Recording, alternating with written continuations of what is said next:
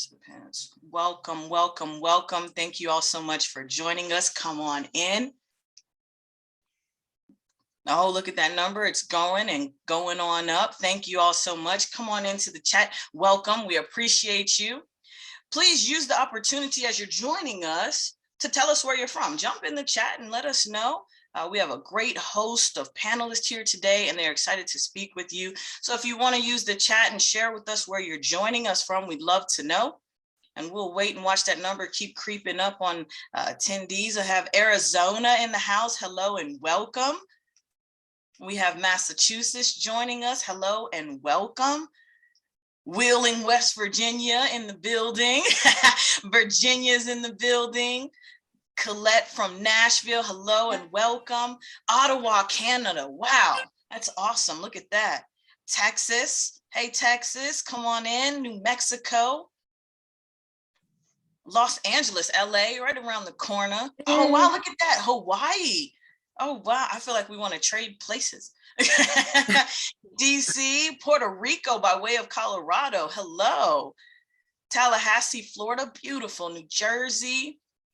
Oh man, Puerto Rico again, Wichita, Kansas, lots of people. San Diego, VA, you said that with an exclamation.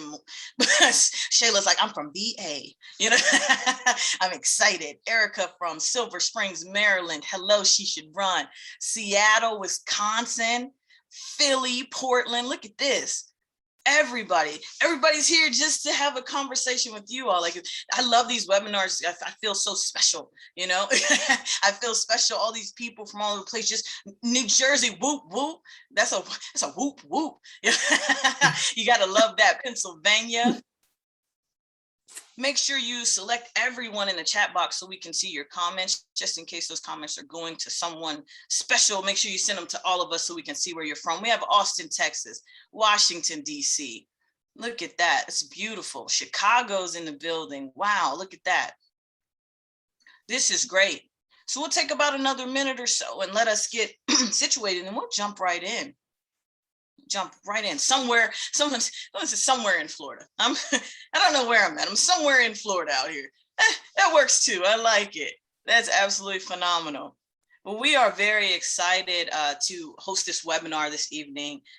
Great information I know is going to come out of here. So if you're just joining us, again, throw where you're joining us from into the chat, and we're going to oh, Lisa said I forgot to mention my name. Lisa's from Chicago, everyone. So just in case we missed that, Lisa is from Chicago. Thank you, Lisa. We appreciate you. We're going to give it about 10 more seconds, and then I'm going to jump right in and get us started. I want to make sure we're cognizant of our time. And I know that these women have some beautiful, beautiful words to share with all of us today. So we're going to give it one more second. Keep throwing those locations into the chat. And while we do, I'm going to switch over here. You're welcome, Lisa. No problem. We have Robin from DC, Wichita, Kansas. Again, that's a group. They're having a watch party in Wichita. That works, you know. I'll take it. I'll take it. Well, welcome, welcome, welcome. I am Michonne Montgomery. I'm the Director of Programs for She Should Run, and I will be your facilitator for this evening and for this beautiful webinar. Wherever you're joining us from, we thank you for being here and sharing this part of your day with all of us. Now, as a reminder, please note that this session is being recorded.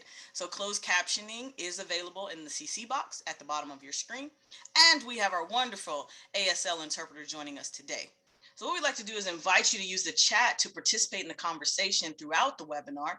And additionally, if you have questions for our panelists, please use the Q&A box at the bottom of your screen, and we will try to get to as many of those questions as we can. We know you all have questions. We want to get to it, so we're going to keep pressing, and we're going to get to some. We're going to try to get to most of them, I promise.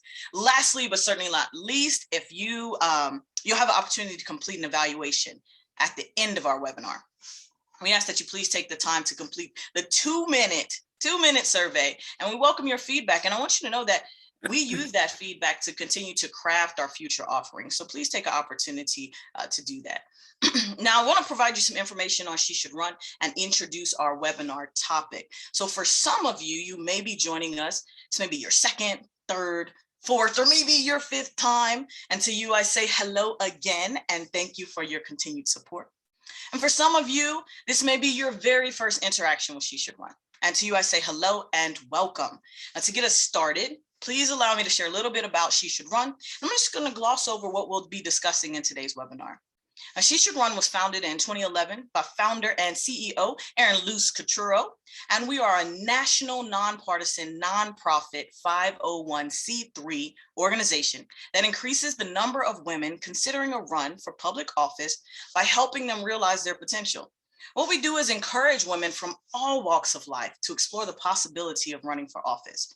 We identify and tackle the barriers to elected leadership through data-driven content, education, and collective action. So no matter where you came from or what you look like, your unique perspective is needed in government. And the webinar that we're participating in today aims to break a barrier that may be standing in the way for many of us to take the next steps towards considering a run for public office. Team She Should Run and our panelists recognize that mental health issues are extremely common. According to the National Institutes of Health, nearly 1 in 5 US adults live with a mental health illness. That's 51.5 million, and that was data from 2019. Mental illnesses include many different conditions that vary in degree of severity, ranging from mild to moderate to severe. Despite how common these experiences are, there are still these misconceptions about how well someone can lead when they're struggling with mental health. These misconceptions are wrong, folks, and every leader needs a strategy for how to manage their mental health while serving in their role. So today, we will speak with women in leadership who will share their stories and experiences and provide tips for managing mental health on the campaign trail while serving in office and taking care of their community. This is going to be great. Now, before we dive in, please note that the content presented in this webinar is not intended to be a substitute for professional advice, medical diagnosis, or treatment. Always, always seek the advice of your mental health professional or other qualified health providers with any questions you may have regarding your condition. If you are in crisis or you think you may have an emergency, call your doctor or 911 immediately. And if you're having suicidal thoughts, call the National Suicide Prevention Lifeline at 1-800-273-TALK. That's 1-800-273-8255 to talk to a skilled, trained counselor at a crisis center in your area at any time. And if you are located outside of the United States, call your local emergency line. So to get us started, I'm excited to introduce our guest panelists for today's webinar. These extraordinary women serve in public office roles, and they are here to share their stories and answer your questions. So it brings me great pleasure to introduce Mayor Hillary Schieve, City Councilwoman Rosemary Ketchum, and County Commissioner Sarah Lopez. And I know since I'm the one with the sound, I'm going to clap for all of us at home because I know that's what you would want to do. Absolutely. What we want to do is give these women an opportunity to introduce themselves to you. So Mayor Schieve, it's an honor to have you with us. We'll start with you. Please take a few moments to tell our participants a little bit about yourself and why this topic is so important to you. All right. Well, thank you so much, Mashawn. And I am so grateful that you are doing this because I think a lot of people shy away from mental health and talking about it because of the stigma. So big kudos to She Should Run for addressing this. And I think so many women especially are living in the shadows of, struggling with, just checking in with their mental health. And so just that you're bringing it at the forefront, I really commend you and this organization for doing so. But anyway, I want to say hello to everyone. I hope there are many of you on here that are future mayors. We need more women running for office. I would say now more than ever. So thank you so much. And thank you for being a part of this organization. Like I said, I'm Mayor Hillary Schieve. I am the mayor of Reno, Nevada. And I've been the mayor for about 8 years. I was a city councilwoman before for about 2 years. And honestly, you guys, I can't even begin to tell you, it's still hard for me to believe that I am the mayor of a city that I was born and raised in and I absolutely love and have a passion for. But I think it's hard to believe because I never, thought of myself as being in politics, or I didn't, have a political science degree or, any of those things that typically you see on a resume for someone in politics. So I'm definitely not your average mayor. I always say yes. I did say that in my out loud voice. And so I would just say that, for me, it's not about policy, it's about people. And I was really inspired to run for so many different reasons. But like I said, I was more of an activist. I wasn't really a politician, but I was passionate about people in my city. And I was just fortunate that whenever I ran for office, a lot of people understood the vision. And I really wanted to see a city that was inclusive and welcoming and very diverse with arts and culture and things that, make a great quality of life. But for me, I would say, and we're obviously all going to go through this pretty quickly, but there's so much more meat here when it comes to, why we're passionate about mental health. But I really believe if cities start to really sort of champion mental health and make mental health first, we could see just so many benefits on so many levels. But I would say this, and I'm sure, the women on the panel would agree, and I kind of mentioned this to them before we started talking about it, but this last year and a half has been really, really challenging for anyone in government, whether you're at any level of government. We've just had so many challenges, obviously with the pandemic, something that we've never seen before, and all those issues that sort of come on top of that. But I would say too, for me, I had a really, really rough year. I lost my sister to cancer, and I was taking care of her, and we were very, very close. And then 6 weeks later, I lost my brother unexpectedly, and he was very young. And then 6 weeks later, I lost my brother-in-law. But meanwhile, while I was going through a lot of that grief and tragedy, my city was falling apart in a pandemic, and we were losing people to COVID. And then on top of that, we saw riots in my city, and then we had massive fires. I'm sure a lot of you have seen, the fires on the West Coast. And so it's just been sort of, one issue after another. And whenever you sort of face those types of issues, you really realize that your mental health is so important, and it's so important to take care of it. And so I really started to talk about it, and I knew it was unpopular, and I knew people would judge me for it. I knew, but I also felt a responsibility to start talking about mental health, because if we don't, we will never, ever address the stigma. And so, like I said, I'm just really grateful to be here and be talking about mental health, because it's really something that I champion now more than ever. So, and I look forward to hearing from the other women on the panel. Absolutely. Mayor Schieve, first off, so sorry for your losses. And I appreciate your vulnerability to share that with us. And also, I think you hit it right there, right? We have to talk about this. Right. We have to talk about this in the midst of all of the things that are going on day life. On top of everything else, we have to have these conversations. Thank you so much for joining us. I look forward to the rich conversation. Councilwoman Ketchum, please, it's just a pleasure and honor to have you here, have you joining us. Please share a little bit about yourself and why this topic is important to you. Hey, Michonne, thank you so much. I don't know how to follow Mayor Schieve and her powerful word. Thank you so much.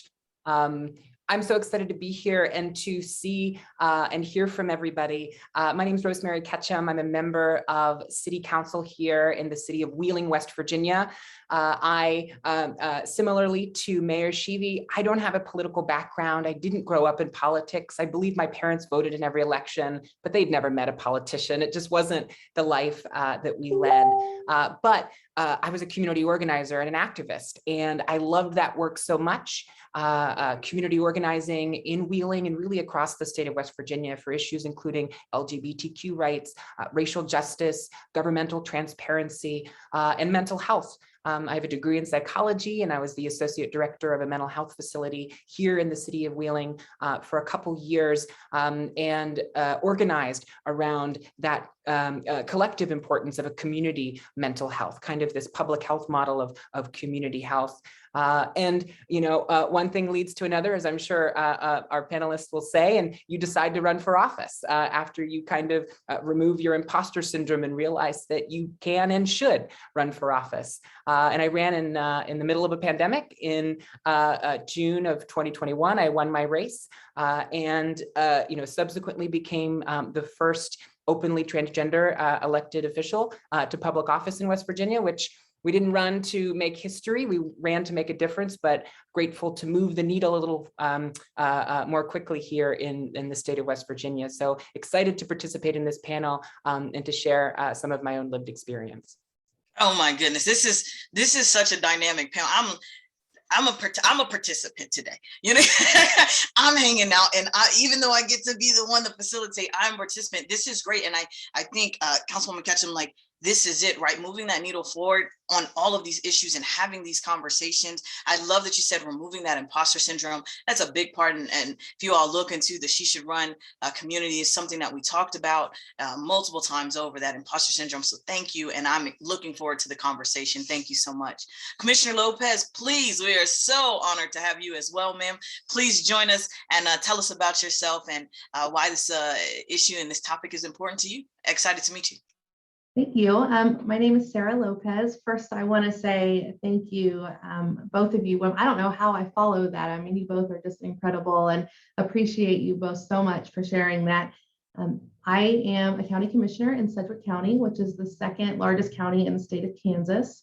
And I've only been here for about 8 months. I ran last year during the pandemic, and so I'm trying to get my feet wet. And all in this crazy year, right, with COVID, it's been an interesting transition time. But I'm really excited because I thought I was going to get on here and say I want to, I'm not like most politicians because politics isn't in my background, but I'm not the only one here tonight, so I'm really happy to hear that. My background is in healthcare and healthcare technology, so a little bit different. And just like with you guys, it kind of this wasn't in my plan. I didn't grow up in a political household. I don't know if my mom has ever voted in her life. I mean, that's where we're at. I mean, it was not a part of my life. So I got involved because my daughter had some issues at her school for her sexuality. And we decided to kind of work with the Board of Education to update their non-discrimination order for not just her, but every child that comes behind her that struggles with that, and being treated fairly, right, and equally. So that's how this got started for me. And then it just kind of came about where I decided to run for this office, just like Councilwoman was saying. So I'm very excited to be here. One of the big things that I ran on last year was mental health and the importance of having these conversations, because there is a stigma, and there's we could never as a community get to where we could potentially get to if we don't tackle this. Mental health is just as important as our physical health, and it needs to be treated as such. So I'm very open with the fact that I struggle with anxiety. Going through a campaign and COVID and then transitioning into this new role has not helped that at all. And so I go to therapy. I mean, I go to therapy every single week. I have for years. I can tell the weeks that for whatever reason I can't get there, because I feel like at the end of the week I'm like, oh, what is wrong? Well, I haven't had that hour with my person that I can kind of bounce things back off of. And so I'm very open with that, because I do think that we need to change the face of what mental health looks like. And if I can help in any way with that, then I'm so happy to. So having these conversations is so incredibly important. And I just want to thank you all, for hosting this event, and to my other panelists here who are, having these conversations as well, and are being open with their vulnerabilities and everything that they're going through as well. I mean, it's so important. And so thank you all for having me. And I'm really excited to have this conversation tonight. Awesome. Thank you so much. And again, thank you for your vulnerability. I think, one of the biggest things that we have to just send thanks to all three of you for is coming here and being willing to stand up and say, we have to break this stigma. It starts right here with these conversations and these opportunities for women who are sitting in their homes right now listening to you and saying, oh, okay, my mom didn't vote, I didn't come from a political background. I thought you had to, I'm struggling with my own issues. I thought I couldn't be, and this is where we break these stigmas together. So I am so honored to have all three of you on the panel today. I'm excited to jump into the questions and get us going and get us talking. As we said, folks, we're gonna try to open these questions up and keep them standardized, but I want these women to just jump in and share their thoughts. So if it moves you, come on into the conversation. Folks, use the chat, use the Q&A box. We're here to talk. So let's do it. I'm going to start with the first question, and Mayor Schieve, we'll open up and throw it your way. You all hold these very prominent positions, and I'm going to tell you something. I'm impressed. I got to call my mom and tell her what I got to do today. So she's going to be like so proud of me. So you hold these prominent positions, and they demand a lot of your professional and personal time. So how do you personally manage the day-to-day of serving in office, a position that is very public, while still taking care of yourself and your mental health? And how do you tune out and turn it off? Yeah, that's such a good question, because I think as women, we all are just juggling so many things. Great question. And also prioritizing it, right? Like, and I think, to your point, we are in these really demanding jobs, not to mention we're in very jobs where people are incredibly critical of us all the time. And it's a different landscape too, I think, for women.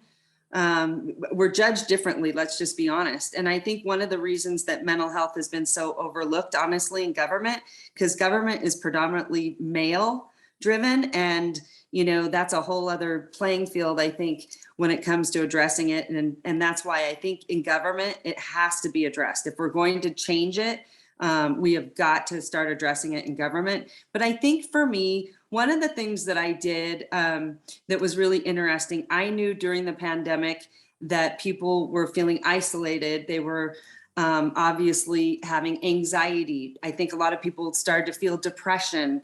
And these are people that probably never had sort of mental health, challenges or experienced this before. I think now more than ever, it really brought light to people that, might not have struggled. And so because I was struggling so much in my grief, but also one of the reasons that I lost my sister and my brother-in-law, honestly, underlying was for mental health reasons. My sister stopped getting chemo treatment because of her depression, and watching her die like that, it broke my heart. And it's something that I lived with inside my family for a long time, that I think in politics, I never wanted to shame them or make any of my career about them. So I never talked about it. It was my deep, dark secret in my family. I was always worried that the press would get a hold of, some of these crazy things that would happen in my family because of my brother's bipolar issues. And I really wanted to make sure that they were never in the press for those reasons. So I never talked about it. And unfortunately, now that they're gone, because they're gone, I can't change it for them, but I can change it for other people. And one of the things, feeling like, the weight of this world was on my shoulders, I decided that what if we could get therapy for every single resident here in Reno? And it was a crazy idea, but I thought if there's a will, there's a way. I really believe in therapy, like Commissioner Lopez said, and I think it's terrible in this country that we have such limited access to mental health.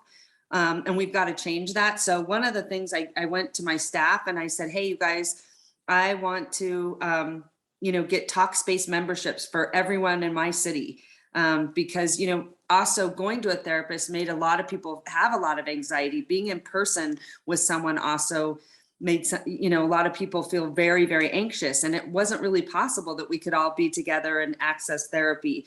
And so what we did with some of the CARES Act money, I put $1.3 million towards Talkspace and create a partnership with them. And if you guys don't know Talkspace, it's about a $400 a month membership. And it's, you've probably seen Demi Lovato. She's a spokesperson for them, Michael Phelps, because he suffers from anxiety and depression. And so for me, I knew how important it was to really get out there and try to address this grief with someone. That's a big piece of, getting over and sort of managing our mental health side of things. And so that was one thing that I did in my city. And so to be honest with you, I think it's really important to check in. There's different types of depression. We all know this, right? There's chemical depression, there's situational depression. So can be many different reasons. You might not need it all the time, but when you do need it, you need access to it. And so for me, that was really important to have access to talk to someone, because I felt like I was completely falling apart. And if I'm falling apart, how am I, how am I useful to my city and to my community? So I think it's so great. And I think Commissioner touched on this and Councilwoman touched on this. Like, it's just as important as your physical well-being. Yes. Your mental well-being is first and foremost, I think, even before your physical well-being, because if your mental state is not ready, you can't even work on your physical side. So for me, I really am a big believer in getting access to mental health in my city. And that's really what I've pushed for and what I'll continue to push for, because I know for me, it's important to check in when you are struggling, when you're feeling anxiety, depression, whatever sort of those issues are. So for me, like I said, I'm a big believer in reaching out and talking to someone. Yeah. I first off, if you all aren't writing down these nuggets and jewels that Mayor Sheeve's dropping, right? When you run for office, go take that 1.3 mil and towards dog space and get this for everybody. I think that is just a beautiful initiative. I mean, my goodness, right? That's innovation outside the box. I got it. Kudos and credit here for thinking outside the box in a way to say, hey, I'm not just taking care of me here. I'm taking care of everyone. Oh my goodness, that's so awesome. This is, someone said in the chat, how innovative, I think that's the thing that we need, right? That's Michonne, and I will say this because I want everyone to know, and you guys know this being in office, when you go out there with an initiative like this that's very new and different, I took a lot of heat for that, spending that amount of money. But again, this is why we're in office. We feel very convicted. We feel very passionate about helping people. And I mean, if there was any one thing coming out of that pandemic, so many people were struggling mentally. So when you go out there and do something new, that's not typical government, just know people are going to criticize you for it. But you have to be so convicted and so passionate about what you're doing that you know that this is the right path. And one of the things that I would say, because a lot of the press was like, well, why did you do this? And how many people did it help? And I was kind of like, hey, if it helps one person, we have done our job. And then I also think, what about if we prevented someone from beating their child that day or relapsing with drug use, right? Prevented that one thing that, because we see how people can spin out of control whenever they relapse with drugs or things like that. So just remember, I know we talk about, yes, it's innovative, it's different, but when you do that, especially in politics, and politicians don't like to be the first one out there to try anything. We all know that,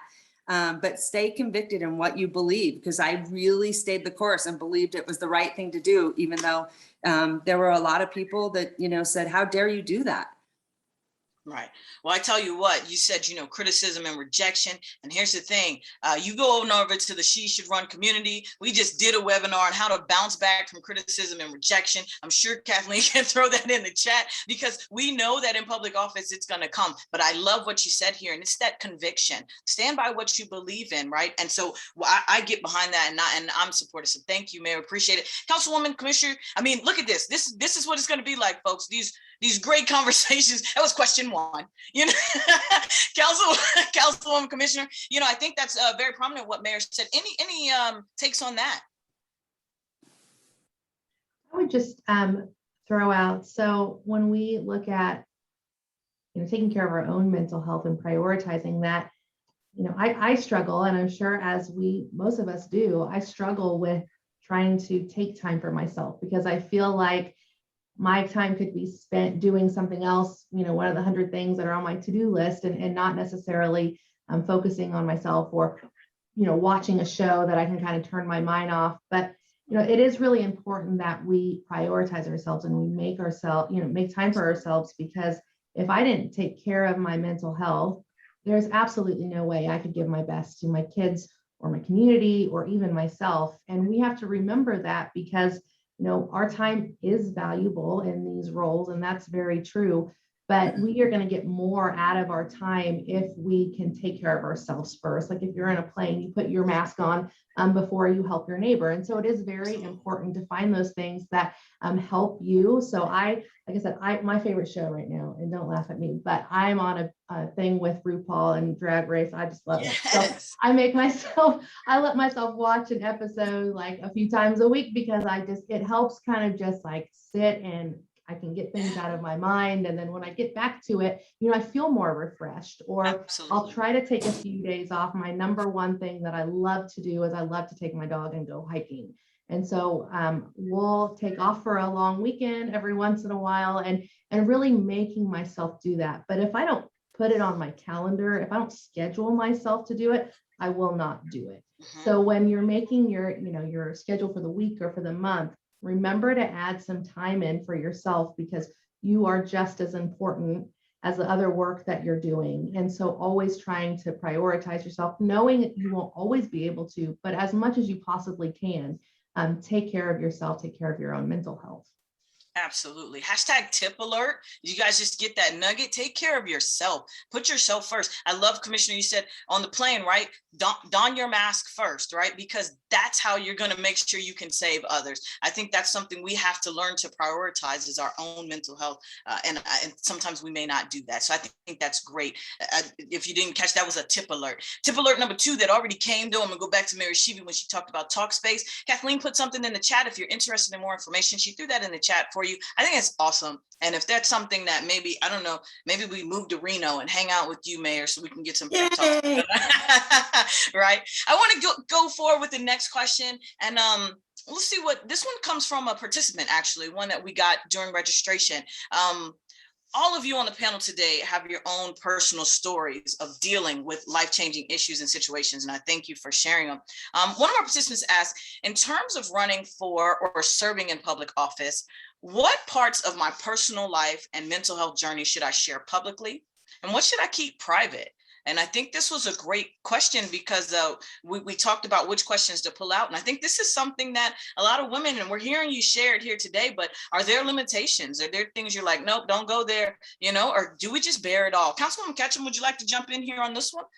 Oh, it's such an important question, but it's a really tough question, I think, particularly for women running for office, because just frankly, as soon as you become elected, your social and political capital increases exponentially, and everybody wants a piece.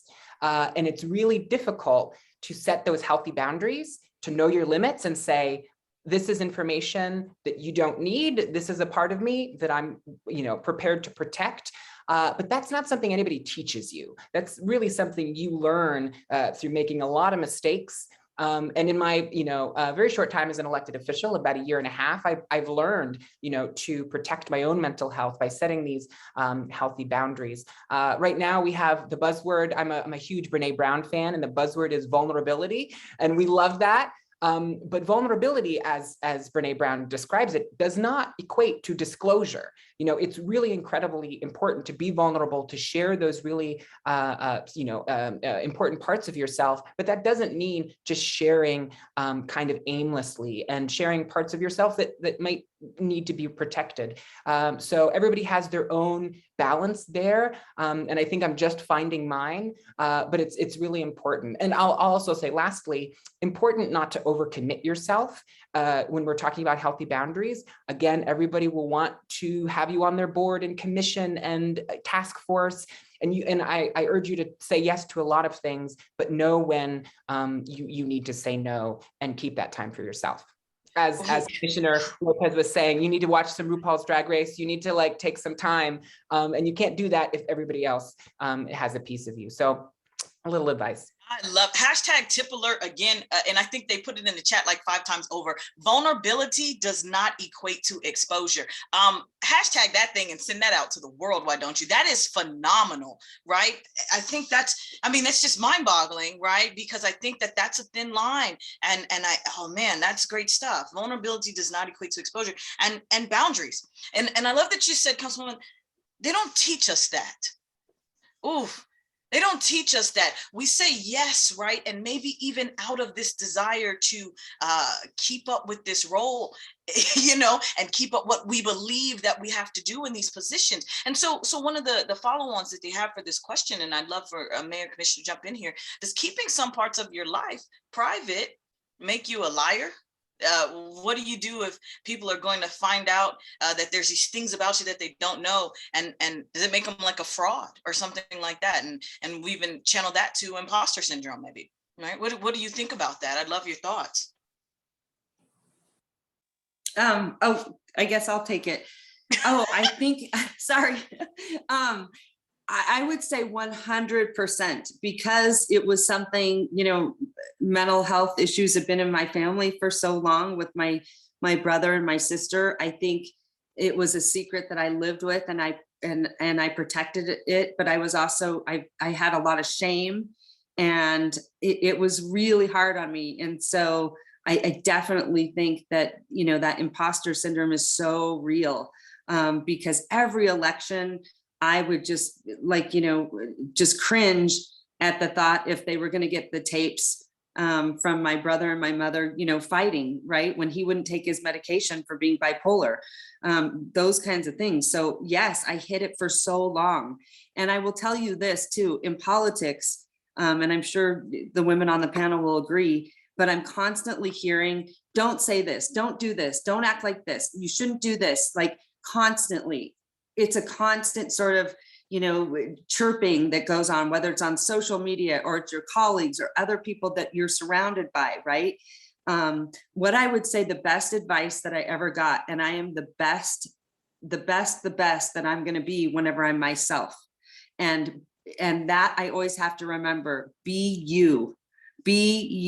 That is so important, because I think that gets so lost in politics, because like I said, people want to shape you. And especially like, I think for me, because I'm not a party, I'm not a Democrat, I'm not a Republican, I'm an independent. And so I have both sides trying to make me into like these party, sides and politics, and it's just really interesting. So if there's one thing I could say, if anything, be you, be who you are. When you are true to yourself, you will be at your best. And I am not kidding. And when you divert from that, you will regret it. And you will know inside when you're trying to be something else. And that is really, really tough on your mental health. And so, like I said, you've got to just remember, you will be your best self when you are you. And that one is a tough one. And I'm so glad that Councilwoman brought up the imposter syndrome, because it's a real thing, and it can undermine all the good work that you have ahead of you. But I also totally agree with her. There are parts that you want to be very protected sometimes with, your value and your worth. And sometimes not everyone should be able to get to share that. Like I said, for so many years, I had this dark secret. But I will tell you this, when I shared that with the press this year, and it was very hard for me, I struggled to share it. And you guys, I had so much anxiety because they wrote a story about it. And I will tell you this, I had so much anxiety when they were releasing it that I could not read it for a good 2 days, because I was so worried about how people were going to perceive me. And once that was released, I got to tell you, it took a massive weight off my shoulders for being honest and for being me. And I finally had to come to terms, if people don't like who I am, then they should not vote for me. And I had to really, really come to terms with that. But that was the best advice I ever got. You've got to be you. Be you. All day. I love that. You already know what's coming. Tip alert, hashtag be you all day. I love it. I think that's it, right? And you said best self when you are just being true to who you are. We can't be anybody else. And my mom always said, there's only one Michon, right? There's, no matter how we shake it, how we do it, there's only one Michon. There's only one Mayor Schieve. There's only one Councilwoman Ketchum. There's only one Commissioner Lopez. And that leads me to this next question. It's a beautiful segue into this next question, to be honest, because many of you are, actually all of you all are the first in some capacity, right? In your offices, first independent, first openly transgender, first Latina woman, right? That comes with some weight. Right, all three of you have experienced this first, being number one. Can you share a little bit about what that feels like and how you manage the mental stress associated with being the first, right? And I know it's got to be some way to feel that. We'll throw it to you, Commissioner Lopez. Come on in here. Okay. Well, yeah, I mean, there is a lot of pressure that comes with being the first. So I'm the first woman to represent my district and the first Latina to be elected to the county commission in the state of Kansas. So I feel that every day. And I know that if I royally mess up, right, then every woman that follows me, every person of color that follows me is going to carry my mistakes on their shoulders. And so I realize that, I don't have the same flexibilities and freedoms as maybe some of my colleagues do, because I can't come in and make the same kind of jokes that, my male colleagues are able to do. And so, you do have to be twice as everything to really be equal to some.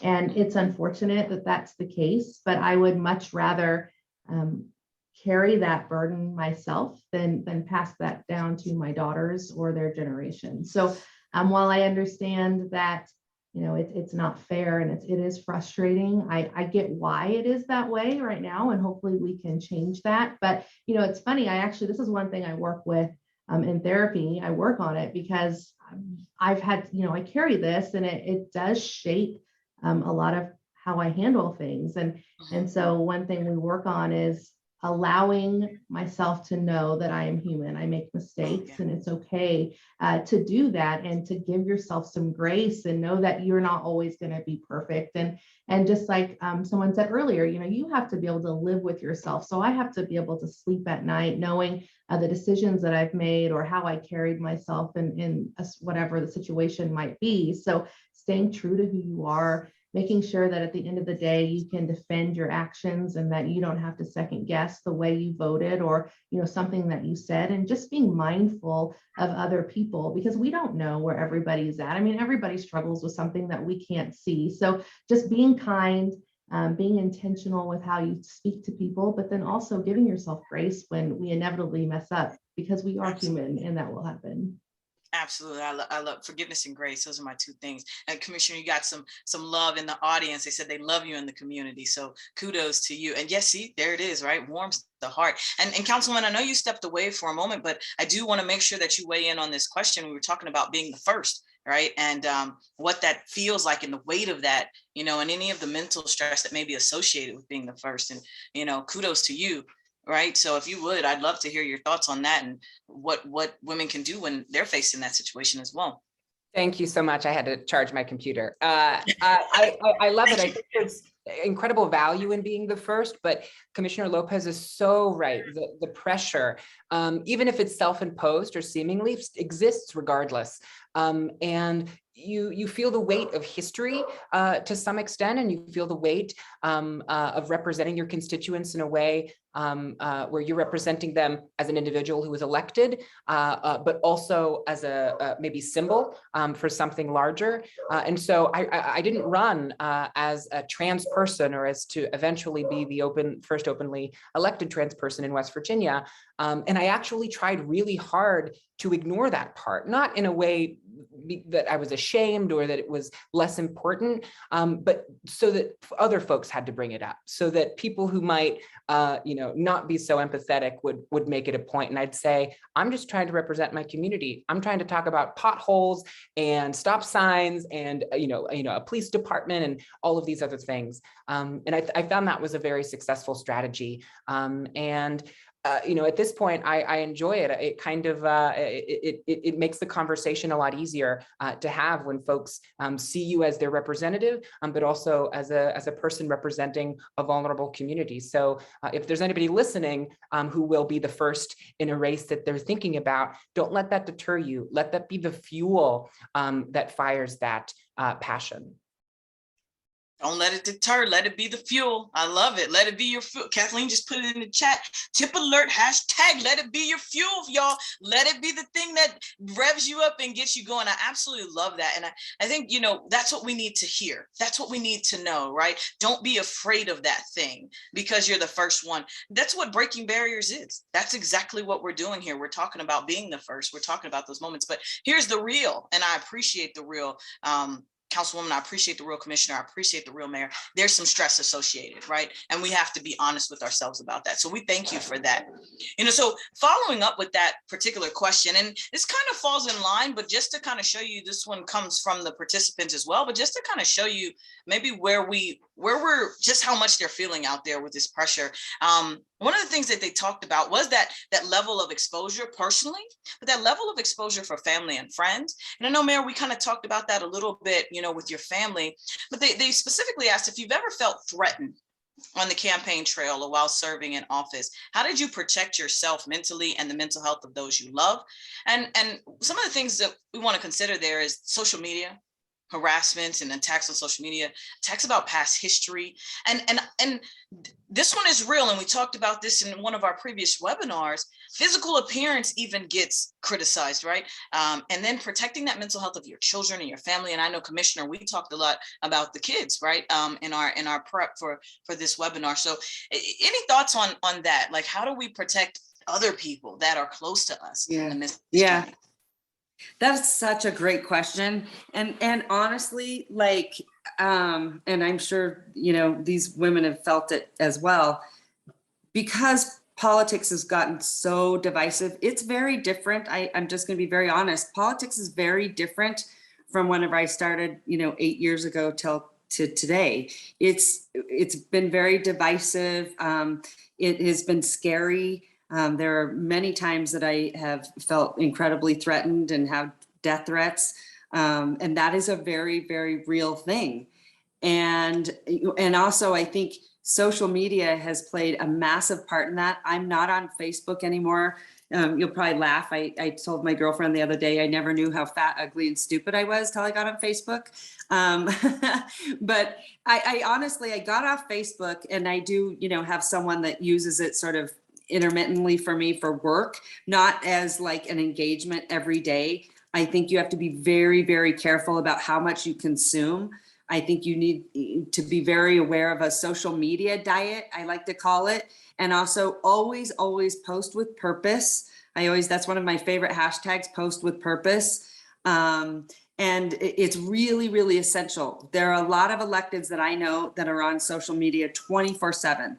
And I think that is really damaging. And I also look at it like, well, wait a minute, seems like you're on this platform a lot. I want you out in the community working, like actually doing something, and not just being, Right. On social media all the time. And I think social media can be very, very bad for your mental state on a lot of ways. So if there's one thing I would say to people, really keep yourself on a path to be pretty strict about social media. And I think you can waste a lot of valuable time. When I got off Facebook, I got to tell you, my anxiety went down, I would say, by half. And I also got a few hours back in the day. And I felt at the time so compelled to be on social media all the time. Like I had to tell my constituents what I was doing, and I had to prove to the community that here's what I am and here's what I'm doing. Be very, very careful about that, because quite honestly, you have a whole city out there or county out there that honestly is not on social media. There's, only this handful, and not everyone uses it to the extent that politicians do. And I laugh, I'm on Twitter. I always say, I can only get in so much trouble in 180 characters. So that's why I'm on Twitter.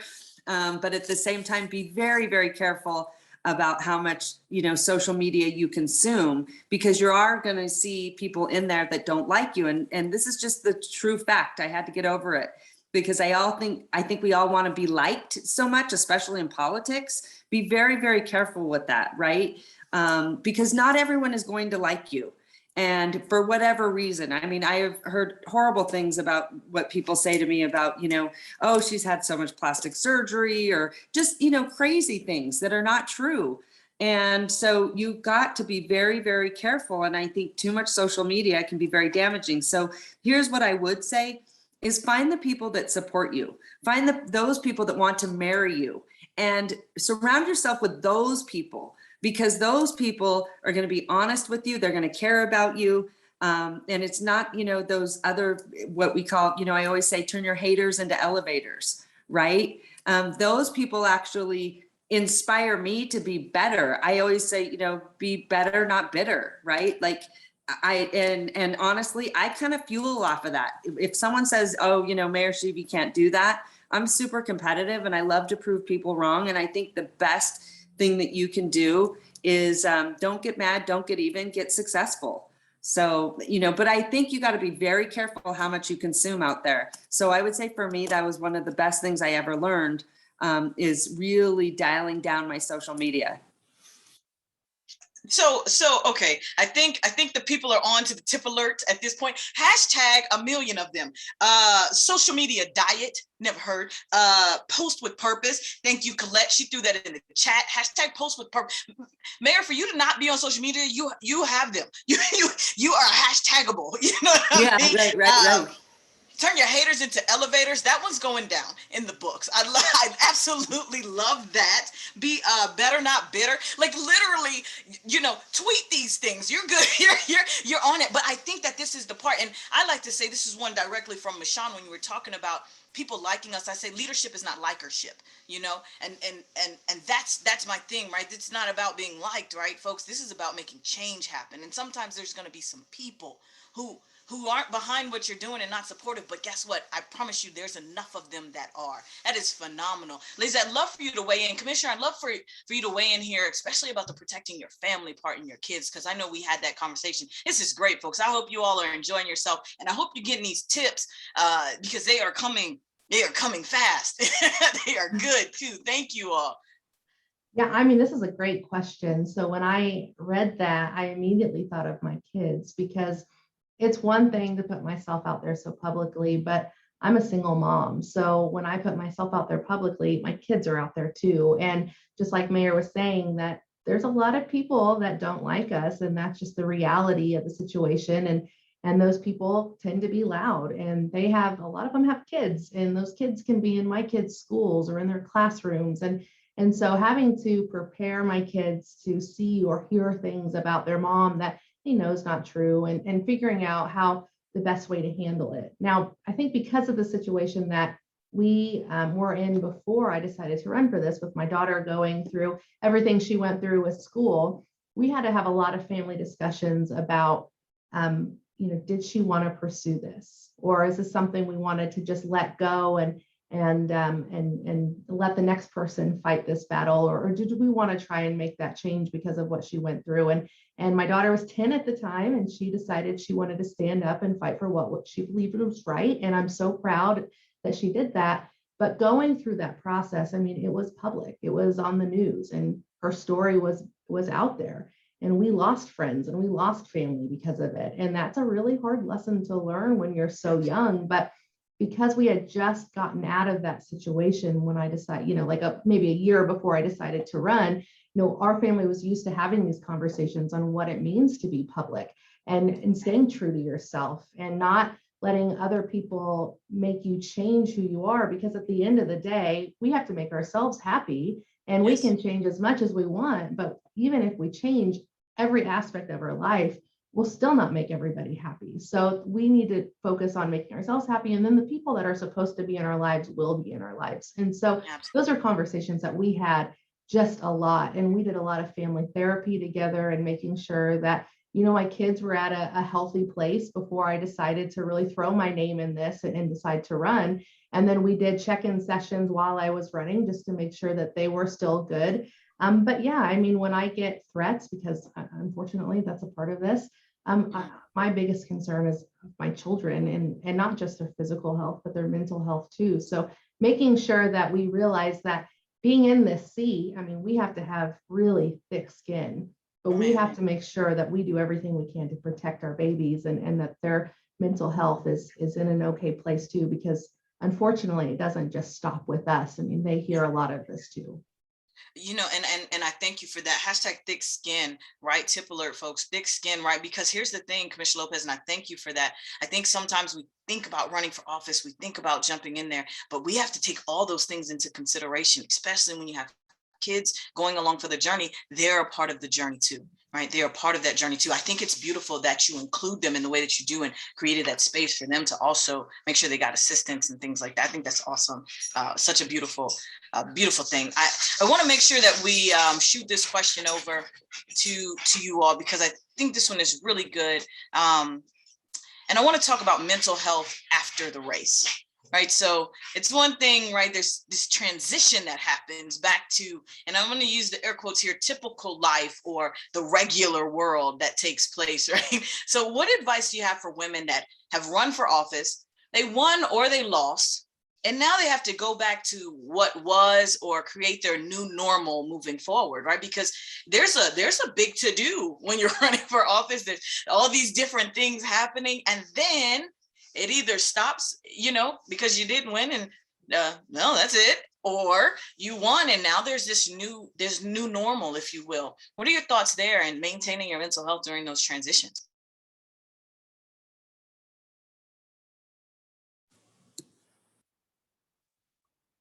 All right.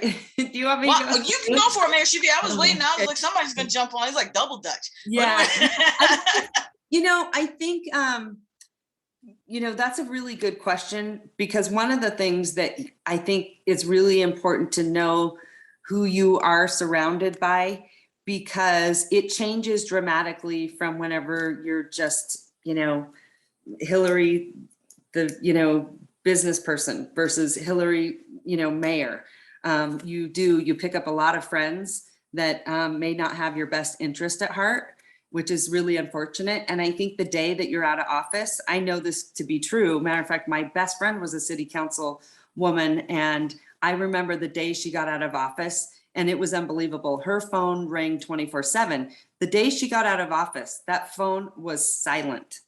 Oh, So wow. it's really, really important to know who the people that surround you are positive people, and you have a choice. I say every day when you wake up, you have a choice or a chance, and you have the ability to take those, right? And so what I would say is make that choice and be conscious of it. The people that you surround yourself with, and you will know the ones that are rooting for you versus the ones that are not. And it's very, very apparent. And also, I think in politics, I see it all the time. And especially in men, I hate to say that, but I do. I see it where their heads get really, really big. And I think women, we're consensus builders, we're problem solvers. We like to, I think, be sort of the voice of reason. And so, but I do see it in politics where, the ego gets incredibly inflated. And so be very, very careful about that. If you are, running for office and one day you are in this office, because it's really important to lead with empathy, I think, too.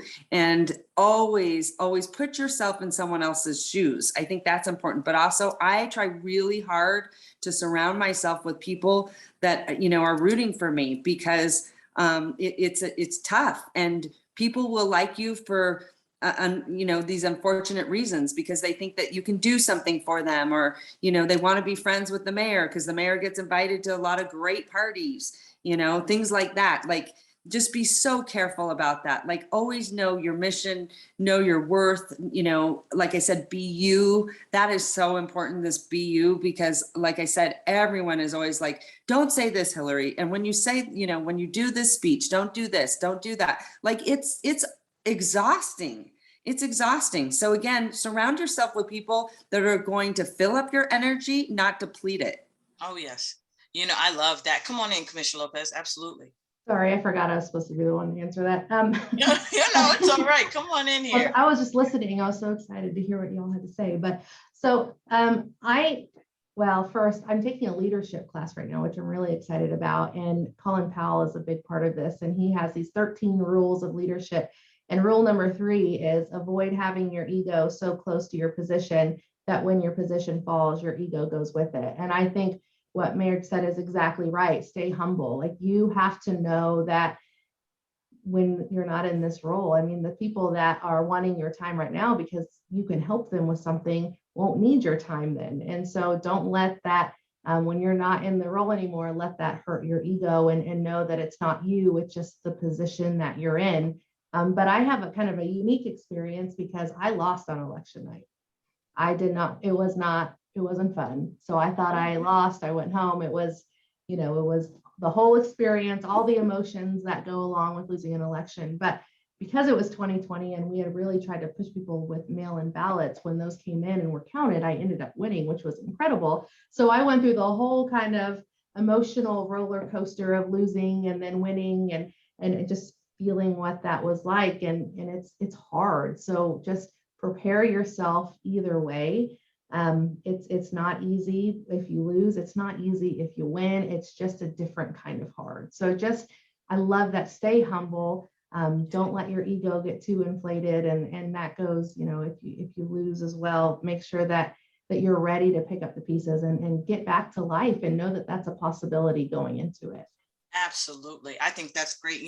Tip alert, hashtag tip alert, stay humble, right? Oh man. Right. That's it right there. Stay humble. And I love the honesty that you all are bringing today, right? Because it looks like all glitz and glamour. It looks like, and Mayor, I'm gonna say it, right? Hashtag Mayor gets invited to good parties. Like, it's real, right? So here it is, right? Who are those people that are really on our team. And I think we have to be cognizant of that. I think that's beautiful. Thank you. Councilwoman Ketchum, I want to jump you in right here and get you into this conversation. You know, somebody posted a question. I want to go over to some of these live questions that we have coming in. Elizabeth Baldwin asked us, on those bad days when it's a struggle to just go into work and be seen. And I think we all know that day in particular. She said, I can't even imagine being in the public spotlight. How do you pump yourself up on those days? I like to think of this. Thank you, Elizabeth, for the question. You know, what's your hype song? What's your thing that gets you going, you know? That's so important. And kind of branching off the last question, you run this big campaign and every day is a party. And if you're running a good campaign, it's about optimism and the future. And if you're lucky enough to win, then you have to do the work. Then you dig in and now your promises have to become reality. And there's pressure there. And not everything that you promised or wanted to work on is going to come to fruition within your term, which is something that's really hard to come to terms with. I am a Swiftie. I listen to Taylor Swift all the time. Over the pandemic, I bought a guitar for my own self-care and learned all the songs. And so that's kind of how I practice that self-care and get out of the work.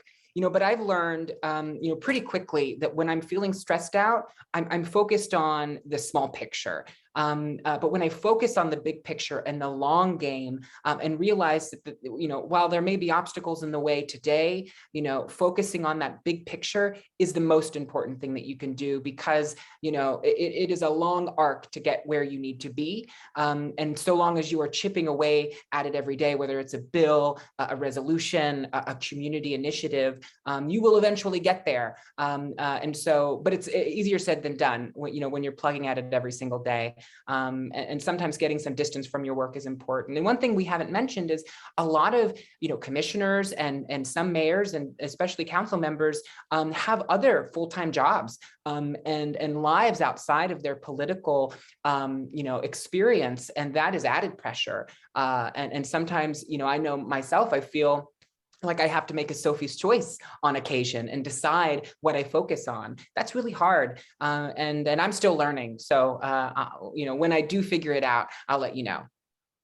Absolutely. I love that. And I think that's something you're right. We didn't talk about, and I would love to, I'm going to put it down. So make sure we ask this and have this conversation later about how are we managing, if this isn't your full-time gig, and I would think it is because of you all are phenomenal, that this is your full-time job. If it's not, my goodness, right? I want to let you know too, Councilwoman, that what we've decided on is that the next event is Councilwoman Ketchum concert of Taylor Swift covers. That's happening. We're going to go it's going to go down. So be on the lookout for that email from Kathleen, please. Thank you. Commissioner Lopez, Mayor Schieve, I want to know the same kind of question. How do you pump yourself up on those days? And you all won't believe this, we're almost at the end of this thing. So I want to ask this question, and I know folks, I see them in the Q&A, but that's how fast it goes. But I want to know, I think this is a great question. How do you pump yourself up?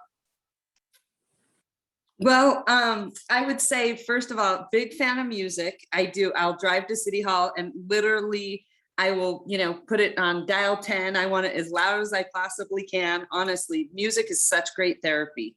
So definitely, and I have music in my office and I also play, at council, I really believe in music. I think it really sort of changes, our serotonin and how we feel and things like that. So music is fantastic. And I always laugh because I've got mine so loud that people that, stop next to me, they look over, they're like, that's the mayor. And my music is off the charts. But let me tell you, one of the things that really, really is helpful, and listen to this, because it's really important. This is what I've really learned that has honestly changed sort of those days when you wake up and you can feel depressed or you feel anxious. I think all of us are human. We have those days where we're like, oh, I just don't know if I want to go to work today, especially the day, you guys, whenever I shut down my city. I was the first city in Nevada to, shut us down, and that was tough. I got to tell you, I cried all night long. But I will say how I sort of manage that is about serving others. And one of the things that I do, honestly, is focusing on other people instead of myself has really, really been beneficial. But I love to ask, and I want all of you to try this because it's been an eye-opener for me. When you interact with other people, ask them, what is the best thing that happened to you today? if you just go out there in conversation, like, hey, nice to see you. What's the best thing that happened to you today? I want to hear about it. It's really interesting because people will then, they have to reflect on their day, and it makes them really realize, like, hey, you know, what are those things that matter, and what are those things that stand out and that are important? And especially as being electeds, it's really important for us to listen. That's another big component about listening to others, but it's really when you serve others, it allows me not to focus on myself, because I think we can go, oh, you know, I certainly can. Oh, poor me, you know, everyone hates me. Nobody likes me. I'm going to go eat some worms.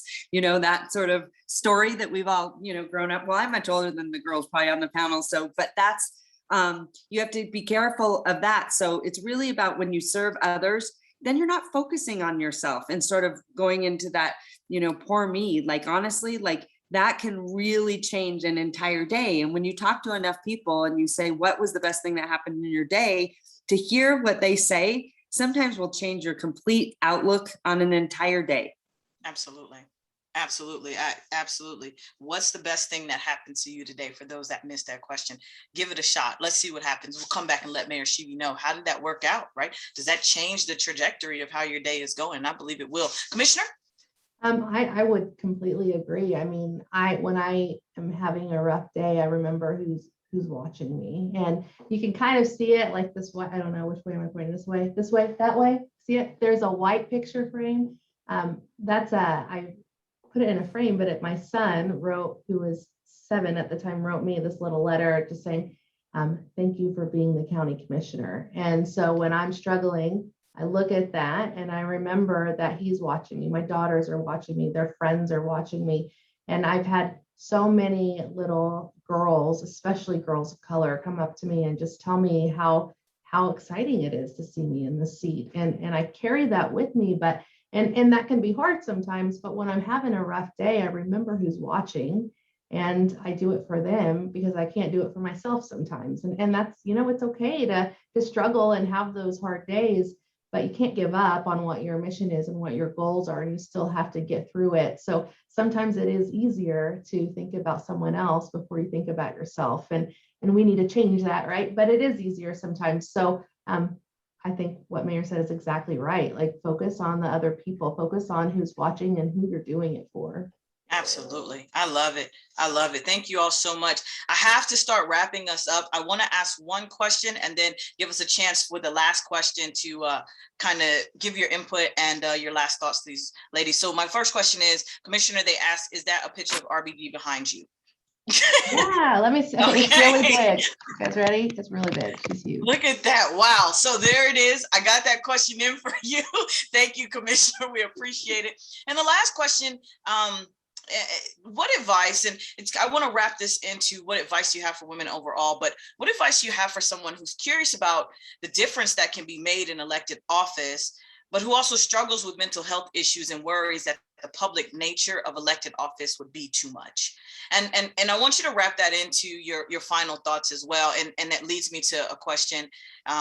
What do you want women to know? You know, if they feel like it's too much, they feel like I mean, we had a great discussion, and right now I believe everyone's motivated and fired up, but what do we want them to know? Commissioner, we'll start with you and work our way down, and then we'll wrap this thing up. Please and thank you.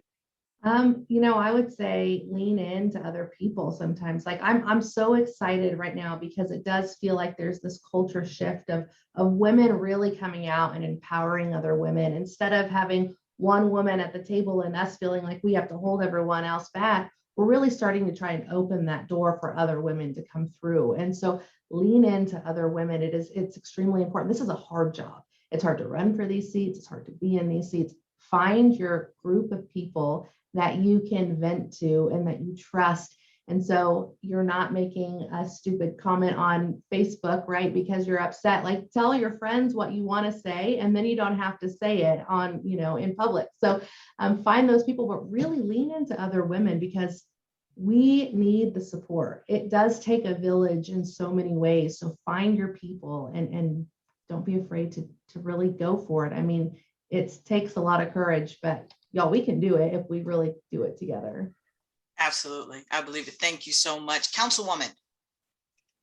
Really important question. I love what Commissioner Lopez said. I completely agree. I think you need to lean into the fact that your lived experience will make you the best advocate in your position. It is going to be very difficult. You know, you're going to feel like a failure, probably more than you feel like a winner. But you know, that I think is an indication that you're doing the work because you're trying things, you're being bold, you're being ambitious, and you're doing what you can to support your community. You know, one of the most important things, one of the most inspiring and incredible things, you know, that I've been able to experience since being an elected official is building relationships with other electeds throughout the country and using them as a soundboard and having text groups and sharing, you know, funny memes about our experiences. That's the lighthearted, you know, component that's really important. If you're doing this work alone, you're doing it wrong. You really need to build this squad or this team around you that win, lose, or draw, you know, is there to have your back. I love it. Thank you so much. You know, I got the hashtags. They're going to come in the end. Mayor Schieve, final thoughts for us tonight, please. Okay, well, first of all, I'd say this, hands down, you guys, there's nothing that you cannot accomplish. I'm not kidding you. Nothing special about me at all. I just had the desire, and that's all you have to do is grab that desire and then run with it. I'm not even kidding you. There was, like I said, I didn't have a resume. I didn't have the money, all those things. None of that matters. Have your vision, be passionate about it, and then carry it through. And other people will believe that. And I think, you know, that kind of energy too is contagious. I really believe that smiles are contagious. So smile more and do those things. But last but not least, I would say this again, turn your haters into elevators. Okay, that's really important. And hashtag Mayor made me do it. I love it. Listen, hashtag lean into other women. Hashtag your lived experience makes you an advocate. Hashtag grab that desire and run with it. And last one, hashtag Mayor made me do it. Listen, I just want to send my thanks to you all for taking the time out of your schedules to join us today on behalf of our founder and CEO, Erin Luz Cachuro, and the She Should Run team and community.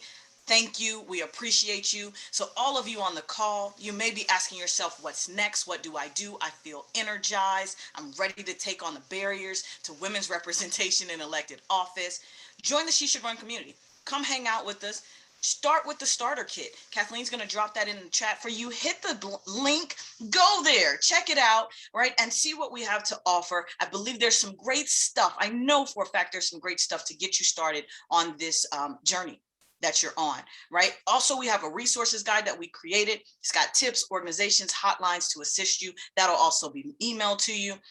And before we wrap up the webinar, we want to go back to, and you go back to your day-to-day, right? It's evening time for some of you, all kinds of times. Let me take a moment to pass the virtual hat in support of She Should Run. So these webinars are a labor of love for our team. We have a blast doing them, and they require a commitment of time and dollars to make it happen. So when you chip in a small contribution towards our work, you help to keep resources just like this one free and available to women from all walks of life.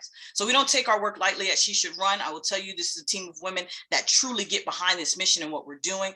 Like so many organizations right now, we're doing everything we can to stay sustainable and strong so we can be in this with you for the long haul. So if you're able, I hope we can count on you to make a small donation today. Whether it's $3, $5, $20, know that every dollar we raise moves the needle on our work to see 250,000 women running for office by 2030. And as a reminder, She Should Run is a 501c3 nonprofit, and donations to the organization are tax deductible. So Kathleen or Melissa has placed a donation link in the chat. Please use it right now if you feel so inclined. We also ask that you complete the survey, right? It'll be emailed to you along with that mental health resource list. And remember, please remember, no matter where you came from or what you look like, your unique perspective is needed in government. And remember that the She and She Should Run is you.